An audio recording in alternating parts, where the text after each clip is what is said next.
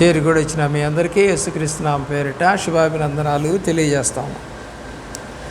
దేవుని యొక్క ప్రేమలో పిల్లరా, దేవుడు వాక్యమును కనుక మనం చూసినట్లయితే కీర్తనల గ్రంథము 31వ సంకీర్తన, కీర్తనల గ్రంథము 31వ సంకీర్తన దేవుని యొక్క ప్రేమలో 19వ వచనానికి వస్తా ఉన్నా. నీ యందు భయభక్తులు గల వారి నిమిత్తము నీవు దాచి ఉంచిన మేలు ఎంతో గొప్పది. ప్రియులారా, నరుల ఎదుట నిన్ను ఆశ్రయించు వారి నిమిత్తము నీవు సిద్ధపరిచిన మేలు ఎంతో గొప్పది.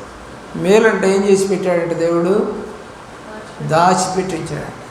అంటే ఎవరు మంచిగా నడుస్తారు, ఎవరు నాకు భయపడుతూ ఉంటారు, వాళ్ళందరికీ మేలు ఇవ్వటానికి దాచి. మన పిల్లల కోసం మనం డబ్బులు దాస్తాం కదా, పరీక్షల కోసం, చదువుల కోసం, పండగల కోసం డబ్బులు దాస్తాం. అలాగే దేవుడు కూడా మేలును ఏం చేశాడంట, దాచి ఉంచాడు. కాబట్టి ఆ మేలు పొందుకోవాలంటే ఏం చేయాలో కొన్ని మాటలు మనము జ్ఞాపకం చేసుకుందాం. 34వ కీర్తన, 34వ కీర్తనలో 10వ చరణం. సింహపు పిల్లలు లేమి గలవై ఆకలి గొనును, యెహోవాను ఆశ్రయించే వారికి ఏ మేలు కొదవై ఉండదు. మేలు ఎవరికి కొదవగా ఉండదు, దేవుణ్ణి ఆశ్రయించేవారు. కాబట్టి దాచించిన మేలు ఇప్పుడు వారందరికీ కూడా వస్తుంది. ఎవరికి? దేవుణ్ణి ఆశ్రయించిన వారికి. కాబట్టి ఆయన దాచించాడు కాబట్టి ఎవరైతే ఆయన ఆశ్రయిస్తున్నారో వాళ్ళందరికీ పంచి ఇస్తాడు అనేది బైబిల్ యొక్క సత్యములో మనం అర్థం చేసుకోవాల్సిన వారమే ఉన్నాం. అలాగే దేవుని యొక్క ప్రేమలో 65వ సంకీర్తన, 65వ సంకీర్తనలో 4వ చరణానికి వద్దాం. నీ ఆవరణలో నివసించినట్లు నీవు ఏర్పరచుకొని చేర్చుకుని వాడు ధన్యుడు. నీ పరిశుద్ధాలయము చేత, నీ మందిరంలోని మేలు చేత మేము తృప్తి పొందుదాం. మందిరానికి వస్తే ఏమొస్తుందంట? మేలు. మందిరంలో ఏముందంటున్నాడు? మేలుందంట. నీ మందిరములోని మేలు చేత మేము తృప్తి పొందుదాం. మందిరంలో కూడా మేలు అనేది మనకి కనపడుతూ ఉంది. కాబట్టి దేవుడి సన్నిధికి వచ్చిన వాళ్ళు ప్రశాంతంగా ఉండటానికనో, మరి ఇంకా దేవుడి యొక్క సన్నిధిలో గడపటానికనో వస్తూ ఉంటారు. కాబట్టి వారికి మేలుతో దేవుడు తృప్తిపరుస్తూ ఉంటాడు. 81వ సంకీర్తన 8వ చరణం. నా ప్రజలారా ఆలకింపుడి, నేను మీకు సంగతి తెలియజేతును. అయ్యో ఇశ్రాయేలు, నీవు నా మాట వినిన యెడల ఎంత మేలు. మేలు ఇంకొకటి ఎలా వస్తుందంట? ఆయన మాట విన్నప్పుడు కూడా మేలు అనేది మనకి వస్తుంది. కాబట్టి అబ్రహాము దేవుడు మాట విన్నాడు, అతనికి మేలు జరిగింది. అలాగే నోహు దేవుడు మాట విన్నాడు, అతనికి, అతని కుటుంబానికి మేలు జరిగింది. ఇస్సాకు, యాకోబు, యోసేపు, ఎఫ్రాయిము, యెహోషువ, మోషే అందరూ దేవుడి మాట విన్నోళ్ళందరూ కూడా మేలు జరిగింది. కాబట్టి నీకు కూడా మేలు జరుగుతుంది. అలాంటి మేలు నీకు కావాలంటే దేవుని మాట వినాలి. 13వ వచనం. అయ్యో నా ప్రజలు నా మాట వినిన యెడల, ఇశ్రాయేలు నా మార్గములను అనుసరించిన యెడల ఎంత మేలు. ఇంకోటి ఏం చెబుతున్నాడు? ఆయన మార్గములను అనుసరించాలి. చాలామంది ఏంటంటే ఏముందిలే, ఎప్పుడు చర్చికి ఏం పోతాం, ప్రార్థన చేస్తాం, ఎప్పుడు వాక్యం వింటామా అనుకుంటారు. అయితే దేవుడు వాక్యం ఇచ్చేసి ఆయన మార్గములు అనుసరించిన యెడల ఎంత మేలు, చాలా మేలు దొరుకుతుంది. కాస్త కోస్త మేలేం కాదు అది. మేలంటే సమస్త విషయములలో మేలు చేస్తాడు. అలాగే 84వ సంకీర్తనలో 11వ వచనం. దేవుడైన యెహోవా సూర్యుడును కేడుమునై ఉన్నాడు. యెహోవా కృపయు ఘనతయు అనుగ్రహించును. యథార్థముగా ప్రవర్తించు వారికి ఆయన ఏ మేలును చేయకుమారు. ఇంకొకళ్ళకి ఎవరికి వస్తుందంటే మేలు? యథార్థత, కన్నింగ్ నేచర్ ఉండకూడదు. అంటే ఒకళ్ళ దగ్గర ఒక మాట, ఇంకోటి దగ్గర ఒక మాట అనకుండా ఉండాలనుకుంటే దగ్గర మూసుకోవడం. కాబట్టి యథార్థముగా ప్రవర్తించే వారికి ఏ మేలు కొదవై ఉండదు. అలాగే దేవుని యొక్క ప్రేమలో 95వ కీర్తన 7వ చరణం. రండి నమస్కారం చేసి సాగిలపడదము, మనలను సృజించిన యెహోవా సన్నిధిని మోకరించుదము. నేడు మీరు ఆయన మాటను అంగీకరించినదంత మీరు అంటే వాక్యాన్ని అంగీకరించాలి. వాక్యం ఎలా ఉందో దాని ప్రకారం మనం నడవాలని ఆశపడాలి. ఆయన అంగీకరించాలి. అది రైట్, ఇది చెప్పారు, ఇలాగే చేద్దాం. కానీ అలా చేయడం సాధ్యం కాదు. అబద్ధాడొద్దని బైబిల్ రాసి ఉంటుంది, కుదరదు. మోసం చేయొద్దని రాసి ఉంటుంది, కుదరదు. అక్రమంగా నడవద్దని రాసి ఉంటుంది, కుదరదు. పోకిరి చేష్టలు ఉండకూడదని రాసి ఉంటుంది, కుదరదు. ఆభరణాలు ధరించుకోవద్దులే నా సన్నిధికి రండి అని అంటాడు, అది కుదరదు. ఏమంటే అలంకరణ వద్దులే అని దేవుడు అంటాడు, అది కుదరదు. అన్నీ కుదరనటువంటి పనులే, అన్నీ కుదరని. దేవుడి యొక్క మాటలు వింటున్న ప్రియులారా, మనము మేలును పొందాలి అని అంటే దేవుడు చెప్తున్న మాట, ఆయన మాట అంగీకరించిన ఎంత మేలు. కాబట్టి నీ జీవితంలో మేలు అనేది అవసరమే. అయితే ఏదైతే చెప్పబడుతుందో దాని ప్రకారం నువ్వు చేస్తే నీకు మేలు అనేది వస్తుంది. 103వ సంకీర్తన 5వ చరణం. పక్షిరాజు యవ్వనములే నీ యవ్వనము కొత్తదగు చూడనట్లు మేలుతో నీ హృదయము తృప్తిపరుచుచున్నాడు. దేవుడు ఏం చేయాలని చూస్తున్నాడంట? మన యొక్క హృదయమును మేలుతో తృప్తిపరచాలని ఆశపడతాను. అడుగుము నీకు దొరుకును అని దేవుడు చెప్పాడు. మరి అడగకుండానే మనం దేవుడిలో పొందటం అనేది సాధ్యమయ్యే పని కూడా కాదు. కాబట్టి 107వ కీర్తనలోకి కూడా వెళ్దామండి. 107వ సంకీర్తనలో 9వ చరణానికి వస్తూ ఉన్నాను. దీంట్లో ఎలయనగా ఆశగల ప్రాణమును ఆయన తృప్తిపరచడని విన్నాను, ఆకలి కొనిన వారి ప్రాణమును మేలుతో నింపి ఉన్నాడు. ఏంటంట? ఆశగల ప్రాణమును ఆయన తృప్తిపరిచి ఉన్నాడంట. ఆకలి కొనిన వారి ప్రాణమును మేలుతో నింపాడు. ఏ ఆకలి? ఏమండి? ఏ ఆశ? దేవుని మీద ఆశ. దేవుని మీద ఆశపడాలి మనము. అలాగే ఆకలి అంటే దేవుని యొక్క మాటలను వినటానికి ఆకలిగా ఉండాలి. ఈరోజు వాక్యం వింటే బాగుండు అని అనిపించాలి. ఈరోజు వాక్యం చదివితే బాగుండు అనిపించాలి. ఈరోజు చర్చ్ ఉంటే బాగుండు అనిపించాలి. ఈరోజు ఉపవాస ప్రార్థన జరిగితే బాగుండు అనిపించాలి. ఈరోజు నా కష్టాలను దేవుడి దగ్గర చెప్పుకోవడానికి సమయం దొరికితే బాగుండు అని అనుకోవాలి. ఆశపడాలి. ఆశ కలిగిన హృదయంలో దేవుడు మేలుతో నింపుతున్నట్టుగా బైబిల్ మనకి తెలియచేస్తూ ఉంది. అలాగే 118వ కీర్తనకి వెళ్దాం. 118వ కీర్తనలో 8వ చరణానికి వద్దాం. 8వ చరణం. మనుషులను నమ్ముట కంటే యెహోవాను ఆశ్రయించడమే. ఎవరిని ఆశ్రయించాలి? దేవుడిని ఆశ్రయించాలి. మనం ఎవరిని నమ్ముతాం? మనుషులనే నమ్ముతాం. ఒక ఆమె ఇల్లు కట్టిస్తూ ఆ మేస్త్రిని నమ్మింది, కానీ వాడు మోసం చేస్తున్నాడు కదా. ఒక ఆమె ప్రేమించి ఒక అబ్బాయిని పెళ్లి చేస్తాడు, వాడు మోసం చేస్తాడు. పిల్లరా, ఒక షాప్ దగ్గర ఏదో వస్తువు నమ్మబలికి కొనుక్కున్నాం, ఇంటికి రాగానే అది పాడైపోయింది, మోసం చేస్తాం. కాబట్టి దేవుడు చెప్తుందండి, మనుషుల్ని ఆశ్రయించొద్దు, నన్ను ఆశ్రయించిన వారికి మేలు కలుగుతుంది. 119వ సంకీర్తన 119వ సంకీర్తన 5వ చరణం. ఆహా, నీ కట్టడలను గైకొన్నట్లు నా ప్రవర్తన స్థిరపడి ఉండినంత మేలు. మన ప్రవర్తన కూడా ఎలా ఉండాలి? దేవుళ్ళో స్థిరంగా ఉండాలి. కాసేపు ఆ చర్చికి, కాసేపు ఈ చర్చికి, కాసేపు ఆ ఇంటికి, కాసేపు ఈ ఇంటికి, ఇలా కాదు, స్థిరంగా ఉండాలి. దేవుడు సియోనులో ఏం వేశాడంట? స్థిరమైన పునాది రాయి వేశాడట. సియోనులో ఏముంది? స్థిరమైన పునాది రాయి. చివరికి ప్రపంచం మొత్తం కూడా ఎటువైపు చూస్తుంది? సియోను వైపే చూస్తుంది, అంటే యెరూషలేము వైపే చూస్తుంది అనేది బైబిల్ యొక్క సత్యం.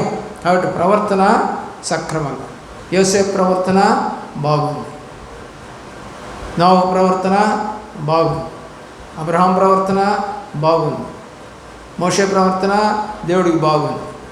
ప్రియులారా, శిష్యుల ప్రవర్తన దేవుడికి బాగుంది. నెహమ్యా ప్రవర్తన బాగుంది, ఇర్మియా ప్రవర్తన, ఎజ్రా ప్రవర్తన, వీళ్ళ ప్రవర్తనలు, దానియేలు ప్రవర్తనలు బాగున్నాయి, ఆయనకి నచ్చినాయి. కాబట్టి మన ప్రవర్తన స్థిరపడి ఉండిన ఏ దేశం వెళ్ళినా సరే వాళ్ళ యొక్క ప్రవర్తన స్థిరంగా ఉంది. ఇక్కడ మనవాళ్ళు ఎవరు లేరులే, ప్రార్థన చేసేవాళ్ళు ఎవరు లేరులే, దేవుడు అంటే ఎరిగిన వాళ్ళు లేరులే, అలా లేదు. ఎక్కడికి వెళ్ళినా వాళ్ళ ప్రవర్తన బాగా చూసుకున్నారు, దేవుడికి ఇష్టంగా బతికారు. అలాగే 125వ సంకీర్తన 125వ సంకీర్తన 4వ చరణం, యెహోవా మంచివారికి మేలు చేయి, యథార్థ హృదయులకు మేలు చేయి. మంచివారికి మేలు జరుగుతుందంట, యథార్థ హృదయులకు కూడా మేలు జరుగుతుంది అని చెప్పి బైబిల్ తెలియజేస్తాం. కాబట్టి ఈ మేళ్ళన్నీ రావడానికి కారణాలు ముందే రాస్తూ ఉన్నాడు. మంచివారికి జరుగుతుంది, యథార్థ హృదయులకి జరుగుతుంది. ఇంకేమాడు మనం అడగాల్సిన పని లేదు దేవుణ్ణి. నేను యథార్థంగా నీ సన్నిధిలో నడవలేదా అని హిజ్కియా దేవుడిని అడిగాడు. దేవుడు 15 సంవత్సరాల ఆయుష్ అతనికి ఇచ్చేసాడు. కాబట్టి ఇచ్చేస్తే అంటే బాగుంటుంది పిల్లలు. ఇవ్వకుండా మనము దేవుడిని అడగటం మంచి పద్ధతి కాదు. ఏమండి, మరి మనం ఇస్తే ఆయన మళ్ళీ తిరిగి మనకి ఇస్తాడు కదా. కాబట్టి మన జీవితంలో అలాగా మనము రెస్పెక్ట్ మనం దేవుడికి ఇద్దాం, దేవుడి దగ్గర నుంచి రెస్పెక్ట్ మనం కూడా పొందుదాం. 133వ సంకీర్తన 1వ చరణం, సహోదరుల ఐక్యత కలిగి నివసించడం ఎంత మేలు, ఎంత మనోహరం. సహోదరులు ఎలాగ ఉండాలంట?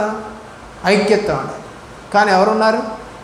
ఒక్కొక్క సంఘంలో ఒక్కొక్క రకంగా ఉన్నారు. ఏమంటే మాది ఈ సంఘం గొప్ప, మా సంఘం గొప్ప, వాళ్ళిద్దరి మధ్య ఐక్యతలు లేవు.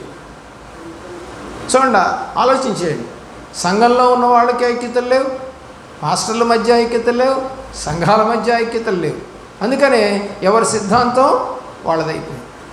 ఒక ఆయన హల్లెలూయా అంటాడు, ఒక ఆయన మేము హల్లెలూయా ఉండే అంటాడు, ఇంకొక ఆయన మరి చెట్టు కింద బాప్తిజం అంటాడు, ఇంకొక ఆయన నీళ్ళతో బాప్తిజం అంటాడు, ఇంకొక ఆయన చిలకరింపు బాప్తిజం అంటాడు. ఏమండి, రకరకాల బాప్తిజాలు, రకరకాల ప్రార్థనలు, రకరకాల నడవడికలు. కాబట్టి మరి దేవుని వైపు చూడండి. కొన్ని సంఘాల్లో ఆడవాళ్ళు మాట్లాడకూడదు, మరి కొన్ని సంఘాలు శనివారపు ఆరాధన. సహోదరుల ఐక్యత ఎక్కడుంది? లేదు. పాటల పుస్తకాలు, వేరే వాళ్ళ పాటలు ఇంకో సంఘంలో పాడరు, మా పాటలే పాడతామండి, మా యొక్క పుస్తకమే మీరు కొనుక్కోవాలి. మేమండి ఈ పాట పాడరా? పాడమండి మేము, మా సంఘం వేరండి. మరి ఆ సంఘ నాయకుడికి ఈ సంఘ నాయకుడికి ఐక్యత ఉందా? లేదు. విశ్వాసులకు ఉందా? లేదు. ఒకళ్ళేమో తాళి కట్టమంటారు, ఒకళ్ళేమో తాళి కట్టకూడదంటారు.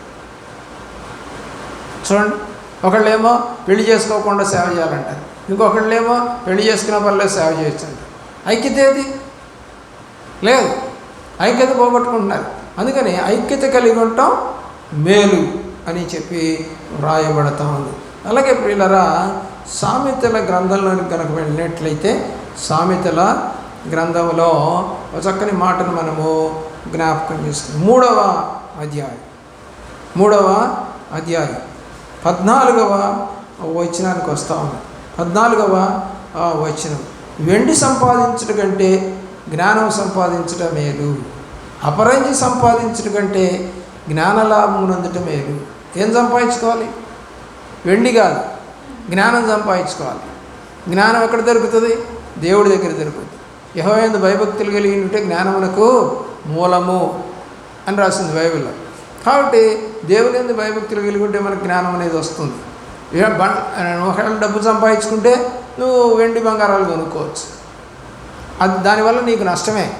ఎవడన్నా ఎత్తుకుపోతాడేమో అని భయం, బయటికి వెళ్ళినప్పుడు ముసుగేసుకొని పోతావు కనపడకుండా. ఏమంటే ఇంట్లో ఉన్నప్పుడు కూడా ఇంట్లో కూడా దొంగలు ఉంటారు, వాళ్ళు ఎత్తుకుపోతారేమో అని భయం, దిండు కింద పెట్టుకొని పడుకుంటావు. ఎక్కడ దేవుని ప్రేమ. అలాగే బీరువాలో పెట్టి తాళం వేస్తావు. ఏమంటే భయంగానే దాన్ని చూస్తావు. అయితే దేవుడి యొక్క జ్ఞానం భయం ఉంటుందా? ఉండదు. దాన్ని సంపాదించుకోవడానికి ప్రయత్నము చేయాలి. అలాగే దేవుని ప్రేమించి పిల్లరా, సామెతల గ్రంథంలో 13వ అధ్యాయం 21వ వచనం, కీడు పాపులను తరుమును, నీతిమంతులకు మేలు ప్రతిఫలముగా వచ్చును. మేలు ఎవరికి వస్తుందంట?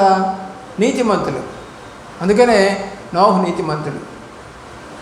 ఏమండి, హేబేలు నీతిమంతుడు, లోతు నీతిమంతుడు, జకరియా నీతిమంతుడు. దేవుడు బైబిల్లో కొంతమంది నీతిని అబ్రహాం కూడా నీతిమంతుడే. దేవుని యొక్క ప్రేమ 16వ అధ్యాయం 19వ వచనం. గర్విష్ఠులతో దోపుడు సొమ్ము పంచుకున్నట్టు కంటే దీన మనసు కలిగి దీనులతో పొత్తు చేయటం లేదు. దీన మనసు కలిగిన వాళ్ళ దగ్గరికి వెళ్ళి స్నేహం చేస్తే మంచిదంట, మేలు జరుగుద్దంట. కాబట్టి గర్విష్ఠుల దగ్గరికి వెళ్ళి గొప్పలు చెప్పుకునే కన్నా దీనుల దగ్గరికి వెళ్ళి వాళ్ళతో మంచిగా మాట్లాడితే వాళ్ళకి ఎంతో ఆదరణ. నీకు కూడా దేవుడు మేలు చేస్తాను అంటున్నాడు. అలాగే 20వ వచనం. ఉపదేశమునకు చెవియొగ్గువాడు మేలుడు. ఎవరంట? ఉపదేశమునకు చెవియొగ్గాలి. చర్చిలో కూర్చొని దిక్కులు చూడకూడదు, చర్చిలో కూర్చొని ఫోన్ మాట్లాడకూడదు, చర్చిలో కూర్చొని బయటికి తిరగకూడదు, లేకపోతే ధ్యాస వేరే దాని మీద ఉండకూడదు. కాబట్టి ఏమని చెప్తున్నాడు? ఉపదేశమునకు చెవియొగ్గువాడు మేలునుంది. నువ్వు దేవుని వైపు చూస్తూ ఉన్నావో లేదో నాకైతే తెలియదు. చూసినట్లయితే నీకు మేలు అనేది ఉపదేశం ద్వారా కలుగుద్ది. 17వ అధ్యాయం 20వ వచనం. ఎవరికి మేలు జరగదో రాశాడు. కుటిల వర్తనుడు మేలు పొందడు, మూర్ఖముగా మాట్లాడువాడు కీడు చూపడు. కుటిలం అంటే ఇందాక చెప్పాను కదా, ఒక చోట ఒక రకంగా ఇంకో చోట ఒక రకంగా, కన్నింగ్ నేచర్ అంటారు దీన్ని. కుటిల వర్తనుడికి మేలు జరగదు. వాళ్ళు కూడా ప్రార్థనలు చేస్తారు, వాళ్ళు కూడా చర్చికి వెళ్తారు, వాళ్ళు కూడా కానుకలు ఇస్తారు, వాళ్ళు పాటలు పాడతారు, వాళ్ళు పరిచయం చేస్తారు, కానీ వాళ్ళ హృదయం అంతా కుటిలం. కుటిల వర్తనుడికి మేలు జరగదు ప్రియులారా. బైబిల్లో అలాంటి కొన్ని సందర్భాలు మనకి కనపడతాయి. ఎవరెవరికి మేలు జరగదో కూడా రాశాడు ప్రభువారు. కాబట్టి జ్ఞాపకం చేసుకోవాల్సిందిగా కోరుతాను. 18వ అధ్యాయం 22వ వచనం. భార్య దొరికిన వాళ్ళకి కూడా మేలు అంటే చూడండి, భార్య దొరకడం కూడా ఒక మేలు అంటే. కొంతమంది పెళ్లి చేసుకోరు అంటే వాడికి ఏం దొరకలేదని అర్థం, భార్య దొరకలేదు. భార్య దొరకకపోతే మేలు లేదు. కాబట్టి భార్య దొరికిన వాళ్ళకి కూడా మేలు. నువ్వేమైనా సమర్పించుకొని సేవ చేస్తే అది వేరు. మళ్ళా సమర్పించుకోకుండా పెళ్లి చేసుకోవట్లేదు అని అంటే నీకు భార్య దొరకట్లేదు. దేవుడైతే చెప్తున్నాడు ఆదికాండంలో ఆదాముతో చెప్పాడు ఏమనంటే, ఇతనికి సాటి అయిన సహాయంగా ఒక స్త్రీని ఏర్పాటు చేసి వారిద్దరిని భార్యాభర్తలు చేశాడు. దేవుడి ప్రణాళిక అది. వివాహం చేయటం అనేది దేవుడి ప్రణాళిక, చేసుకోకుండా ఉండటం అనేది కూడా దేవుడి ప్రణాళిక. నువ్వు ఉండగలిగితే ఉండొచ్చు, కొంతమంది అలా కూడా ఉంటారు. దేవుని యొక్క ప్రేమలో 27వ అధ్యాయానికి వద్దాం. 27వ అధ్యాయంలో 5వ వచనానికి వద్దాం ప్రియులారా. లోపల ప్రేమించడం కంటే బహిరంగంగా గద్దించడమే. ఎవరన్నా అనుకుంటారేమో బహిరంగంగా అంటే, అనుకునేవాళ్ళు దరిదాపుగా 99% ఉంటారు. ఎదురంటే ఏమన్నా అనుకుంటారేమో, కానీ బహిరంగంగా గద్దిస్తేనే మేలంట. మరి నీ కుటుంబంలో బహిరంగంగానే గద్దిస్తుంటావు పిల్లల్ని, అది మేలు జరగాలనే కోరుతూ ఉంటావు.